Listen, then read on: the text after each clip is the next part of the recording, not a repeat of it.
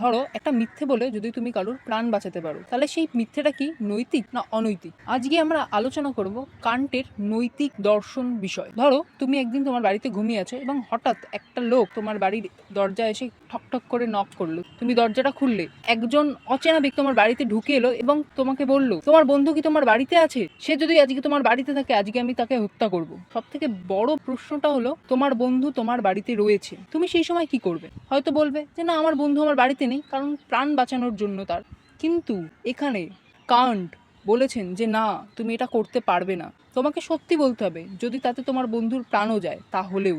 কারণ কান্টের মতে তিনি বলেছেন মিথ্যে সর্বদাই মিথ্যে। তিনি বলেছেন যে কোনো উদ্দেশ্যের কারণে যদি মানুষ মিথ্যে বলা শুরু করে তাহলে সত্যের আর কোনো দাম থাকবে না। তোমার যদি মনে হয় যে মিথ্যে কথা বলা ঠিক নয় আদর্শগতভাবে, তাহলে পৃথিবীতে যে কোনো পরিস্থিতি হোক না কেন তুমি কখনোই মিথ্যে বলতে পারবে না। তাহলে প্রশ্ন হলো তুমি কি বেছে নেবে?